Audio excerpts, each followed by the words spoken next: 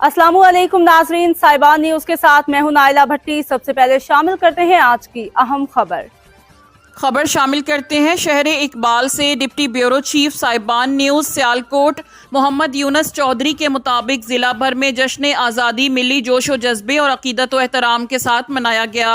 किला सियालकोट पर परचम कुशाई की पुरवकार तकरीब हुई, जिसके मेहमानाने खुसूसी डिप्टी कमिश्नर मोहम्मद जुल्करनैन, मेंबरान सूबाई असम्बली मोहम्मद मंशाउल्लाह भट्ट, चौधरी फैसल इकराम थे।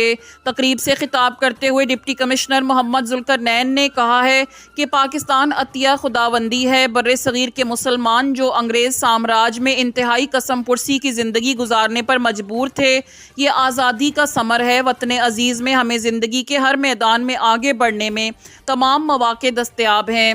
रुकन सूबाई असम्बली मोहम्मद मंशाउल्लाह भट्ट ने कहा कि पाकिस्तान सूरह रहमान की ताबीर है। अल्लाह ताला ने पाक वतन को तमाम नेमतों से नवाजा है। उन्होंने कहा कि अमसाल आज़ादी मनाने के लिए प्लांट फॉर पाकिस्तान मुहिम के तहत एक फ़र्द एक शजर के तहत दरख्त लगाएंगे और मुल्क को मौसमी तब्दीलियों से महफूज रखने में अपना किरदार अदा करें।